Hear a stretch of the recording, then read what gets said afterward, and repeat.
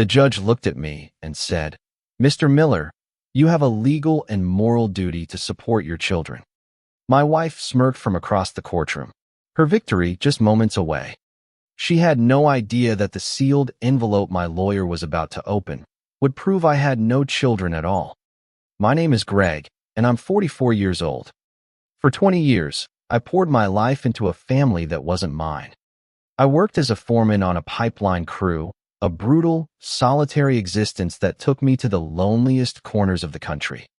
I endured the freezing winds of the North Dakota plains, the suffocating heat of the Texas desert, for one reason: to provide for my wife, Samantha, and our two children, Josh, 10, and Emily, 8. They were my everything, my reason, my escape from the grinding reality of my job. Every lonely night in a work trailer, every missed birthday, I pictured their faces. Josh's grin as he landed his first fish, Emily's pure delight at the tiny lights in the dollhouse I built for her. Those memories were my armor against a harsh world. My anchor. I never imagined those memories were a lie, and that anchor was tied to nothing but a cruel deception. The first crack in my world appeared subtly in Samantha's voice. During our phone calls, she'd begun talking constantly about her divorced friends, not with sympathy, but with an unnerving, almost professional curiosity. "Jessica's ex pays for their private school and summer camp, Greg. Can you believe it?" The judge said it was lifestyle continuity.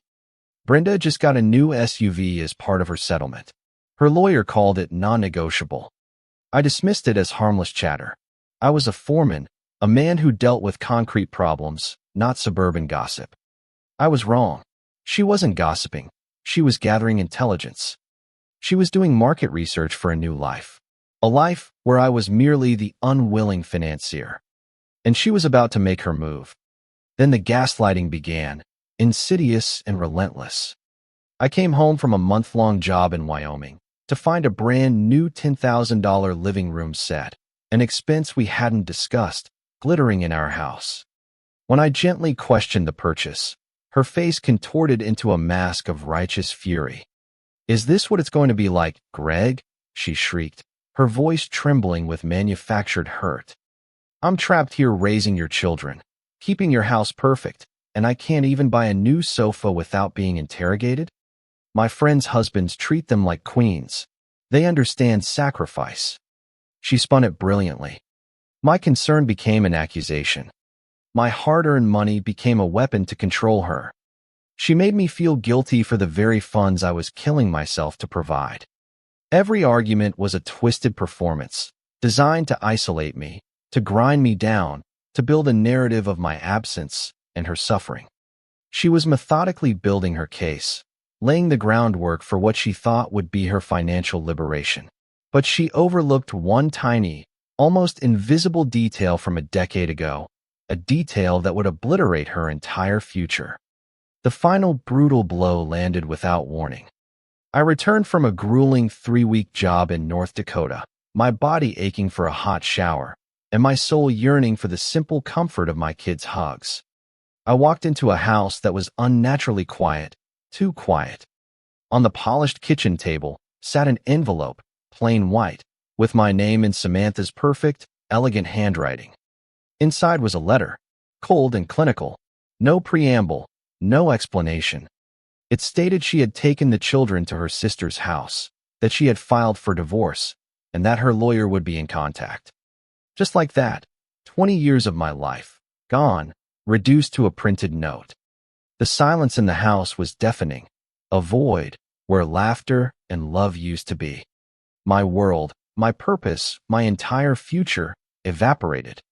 The legal battle was a descent into a hell I never imagined. Her lawyer, a predatory man named Mr. Thorne, embodied everything I despised: arrogance, greed, and a complete lack of human decency. Samantha, the woman I had married, was gone, replaced by a stranger with eyes like ice. In our first mediation session, I tried to appeal to some lingering shred of our shared history.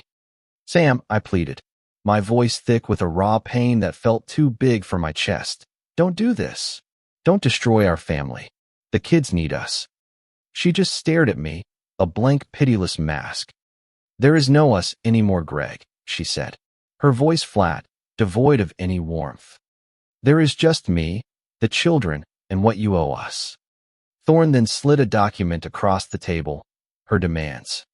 The house, our savings, the new car I'd bought for her, majority custody, and a staggering amount of child support and alimony that would devour over 60% of my take-home pay. It wasn't a settlement. It was a financial obliteration, a punitive act designed to leave me with nothing. I was staring at the blueprint of her new life, a life built entirely on my ruin. I felt trapped, suffocating, but a tiny, forgotten detail was about to become my lifeline. Peterson, my lawyer, was a decent man, but he was visibly outgunned by Thorne's aggressive tactics. "She has a strong case, Greg," he admitted, shaking his head. "The courts here tend to favor the mother, especially when the father's job requires extensive travel. We can fight the alimony, but the child support, that's a formula, Greg. With your income, it's going to be brutal." I felt the walls closing in. Every argument I made, every truth I offered, was twisted by Thorne into evidence of my selfishness or absentee parenting. Samantha, meanwhile, perfected her performance, playing the long-suffering victim to perfection. The judge, a stern, older woman, seemed to be buying it. We were preparing for the final, decisive hearing. Peterson was going over the standard discovery checklist. "Okay, Greg, I need copies of the kids' birth certificates for the final file," he said, not even looking up from his notes. A few days later, I drove to our old house, now eerily quiet and empty. Samantha had allowed me a few hours to retrieve personal items. I went straight to the old metal home safe, hidden behind a loose brick in the fireplace, a spot she'd forgotten about years ago. Inside, among old deeds and insurance papers, were the birth certificates for Josh and Emily. I pulled out Josh's. My eyes scanned the familiar details. And then I saw it. The name of the attending physician, Dr. Albright. A cold, sickening jolt went through me. Dr. Albright? That name was foreign. Our family doctor, the man who had delivered Emily 2 years later, was Dr. Jensen. I remembered Josh's birth vividly. I'd been on a pipeline job in Alaska, and I'd moved heaven and earth, flown for 24 hours straight, to get home. I'd missed the actual birth by just a few hours. Samantha had told me Dr. Jensen had an emergency, and his partner had stepped in. It had made perfect sense at the time. Now, a decade later, in the bitter light of her betrayal, it screamed wrong. A tiny, almost imperceptible crack had appeared in the foundation of my life, and I had a terrifying premonition that behind it lay a chasm. I spent the next day on the phone, trying to track down Dr. Albright. It was a dead end. He had retired years ago, moved to Florida, and passed away 5 years prior. The small discrepancy could be innocent, a simple misunderstanding, a forgotten detail. But the seed of doubt had been planted, cold and sharp, in the poisoned soil of my mind. A week later, my lawyer called. "Greg," Peterson began, his voice hesitant, "I need to suggest something, and I don't want you to get angry." I knew instantly what he was going to say. My blood ran cold.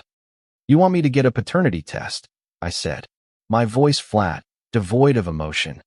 A primal wave of rage and revulsion washed over me. "Absolutely not," I roared, slamming my fist on my desk. "Those are my kids. I have raised them. I love them. I am not going to subject them to that disgusting insinuation, just because she's a greedy bitch." Peterson backed off immediately, but the seed had been watered. Dr. Albright, her coldness, her obsession with child support. The pieces were beginning to form a picture I was terrified to see, a picture that would shatter not just my marriage, but my entire identity. The thought of confirming my worst fear was paralyzing, but the thought of living another day in her lie, that was far worse. The tipping point came 2 days later, on Josh's 10th birthday. I had bought him the new gaming system he'd been begging for, wrapped it with a huge bow, my heart aching with a father's love. I drove to Samantha's sister's house, where she and the kids were staying, filled with a desperate need to see my son. Samantha met me at the door, her face a hard, unyielding mask. "He doesn't want to see you," she said, her arms crossed, blocking the doorway. "He's angry with you for trying to take his home away, for making your children homeless." Through a gap in the blinds, I could see Josh's face in the window behind her, his eyes wide and confused, before her sister abruptly pulled the curtain shut. She was using them, using my own children as weapons against me, poisoning their innocent minds with lies to strengthen her position. In that moment, standing on that porch, seeing the confusion in my son's eyes, hearing her venomous words, something inside me broke. The love I had for her, the lingering embers of our 20 years together, finally died and turned to ash. I drove away from that house, the birthday present sitting unopened on the passenger seat, a cold, hard resolve solidifying in my stomach. The next morning, I called my lawyer. "Peterson," I said, my voice devoid of all emotion, "do the damn test." I was no longer just fighting for my money. I was fighting for the truth. And the truth, I knew, was about to rip through both our lives like a Category 5 hurricane. We had to get a court order for the paternity tests. Samantha fought it, with the fury of a cornered animal, her lawyer arguing it was a cruel and baseless tactic designed to traumatize the children. But the judge, a woman who had clearly seen every dirty trick in the divorce playbook, looked at the sheer scale of Samantha's demands and reluctantly agreed. "The court acknowledges the sensitivity of this request," she stated, "but given the financial implications and the plaintiff's insistence on such a high level of child support, a biological verification is deemed justifiable." The process itself was a sterile, humiliating nightmare. A quiet clinic, the cold swab, the sad, confused looks on Josh's and Emily's faces as strangers in lab coats explained what was happening. Looks that will haunt me for the rest of my life. Then came the waiting. 2 weeks of an agony so profound I wouldn't wish it on my worst enemy. I couldn't eat. I couldn't sleep. I just sat in my small, empty apartment, wrestling with a question I was terrified to answer. If they weren't mine, did I still love them? The thought felt like a betrayal of the children themselves, a cruelty I was forcing upon myself. The emotional torture was immense. Every cherished memory now felt tainted. A scene in a play where I was the only actor who didn't know the script. I was adrift in a sea of uncertainty, clinging to the smallest hope that the tests would come back, proving my fears were just paranoia. But what arrived next would not only confirm my darkest suspicions, it would utterly decimate the world I thought I knew.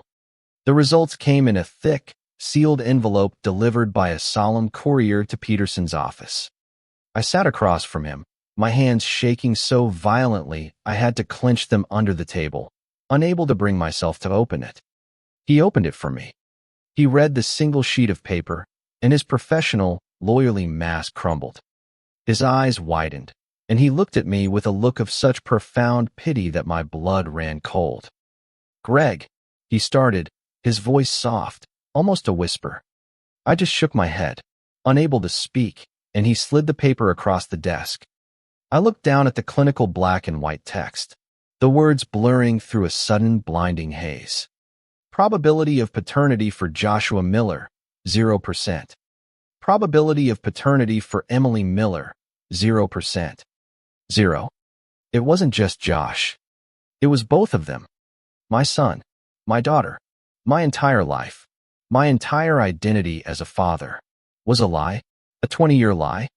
The world didn't just tilt, it ceased to exist. A sound escaped my throat, a ragged, wounded noise I didn't recognize as my own. I wasn't just losing my family. I was realizing I never had one to begin with. The grief was so immense, it was paralyzing, but beneath it, a terrible resolve began to form. Samantha had created this monster, this unholy truth. And now, I was going to unleash it. The days between that moment and the final court date were a strange, hollow limbo. The grief was a physical weight, but beneath it, something else was growing, a clear sense of purpose. Peterson asked me what I wanted to do. For a moment, I considered just walking away, disappearing without a word, letting her live with her lies. while I started fresh, unburdened. But no, she had put me through a public trial. She had put my name, my character, through the mud. She had used my children as weapons. She wanted a public judgment. I was going to make sure she got one. A final, devastating public judgment that would unravel her entire existence. The final court date arrived.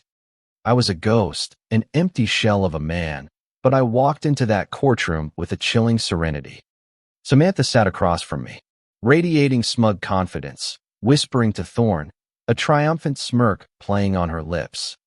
She had no idea that the carefully constructed castle of her future was about to be reduced to dust. Her lawyer droned on about my income, about the lifestyle the children were accustomed to, about my moral and legal duty to pay for it all. The judge looked over the figures, a stern, almost weary expression on her face. "Mr. Miller," she said, looking at me, "you have a legal and moral duty to support your children. These are significant demands, but this court is inclined to rule in favor of the plaintiff." "Your Honor," Peterson said, standing up smoothly, cutting her off mid-sentence, his voice clear and resonant. "Before you rule on the matter of child support, we have one final, crucial piece of evidence to submit. Evidence that profoundly changes the entire premise of this case." He walked forward and placed the thick, sealed, certified lab results on the judge's bench. "What is this?" the judge asked, annoyed at the interruption, her hand reaching for her gavel. "It is the court-ordered paternity test results for both of the children in question, Your Honor," Peterson said calmly, his eyes locked on Samantha. A confused murmur went through the courtroom. I saw Samantha lean over and whisper frantically to Thorne, a panicked look dawning on her face. Her eyes darted to me, then to the sealed envelope, a flicker of raw fear. The judge, her irritation now replaced by a deep curiosity, tore open the envelope. She read the paper, and as her eyes scanned the lines, her stern expression melted away, replaced by one of complete and utter shock. Her jaw dropped almost imperceptibly. She looked up at Samantha, then back at the paper, then at me, a look of dawning, horrified understanding on her face. The courtroom was absolutely silent, the kind of silence that screams. Every eye in the room was now fixed on the judge, then on Samantha. The air crackled with unspoken dread. The dam was about to break. "In light of this new evidence," the judge said, her voice shaking slightly, holding up the paper for the court to see, "the court finds that the matter of child support is utterly irrelevant." She looked directly at Samantha, her eyes now filled with an icy, withering contempt that could curdle milk. "The request for child support is denied in its entirety, madam, for reasons that I trust are now painfully clear to everyone in this room." I watched as the color drained from Samantha's face. Her triumphant smirk, her arrogant confidence, her righteous anger, it all crumbled in an instant, replaced by the raw, ugly face of pure, unadulterated terror. She started stammering, looking wildly at Thorne, whose face was a mask of shock and defeat, already packing his briefcase. This is a mistake. A lie," she finally shrieked, pointing a trembling finger at me, her voice cracking. "He's making this up. He's trying to ruin me." The judge's gavel slammed down, a sharp final report that echoed through the stunned silence. "Order. Madam, I suggest you consult with your counsel about the potential legal ramifications of what this report implies. This court is adjourned. And as for the rest of this divorce, Mr. Miller, you will find yourself in a far more advantageous position than you ever imagined." Thorne, without even looking at Samantha, began packing his briefcase, his face a mask of humiliation. His lucrative percentage of my income had just vanished. Her entire plan, her entire future, built on a foundation of lies, had been demolished by a single, irrefutable sheet of paper. The devastation was complete. Her world had just imploded, and she had nobody to blame but herself. But I wasn't sticking around to pick up the pieces. I didn't stick around. I stood up, gave a single, brief nod to Peterson, and I walked out of that courtroom. leaving the chaos of her unraveling world behind me. I never saw Samantha, or the children who were not my children, again. I went back to my empty apartment, packed a single bag, and I left. I sold my truck, closed my bank accounts, and bought a one-way ticket to a small coastal town in Mexico I'd once visited for a job. It wasn't a victory. How can you call it a victory when you lose the two children you loved more than life itself? They were the victims in this, as much as I was. But it was an escape. An escape from a prison I never even knew I was in. Samantha had tried to take everything from me. But in the end, her betrayal gave me the one thing I never knew I needed, the truth. And the freedom that came with it. A quiet, lonely, and painful freedom. But freedom, nonetheless. I built a small fishing business, living a quiet, anonymous life by the ocean. The sun on my face. The salt air in my lungs. Sometimes, in the quiet moments, I still see Josh's grin and Emily's dollhouse. And I wonder if they ever found out. I wonder what they think of the father who was not their father, and the mother who stole everything from us both. The answers, I knew, were not for me to find. My journey was one of walking away, of surviving, of finding peace in the wreckage of a life built on lies.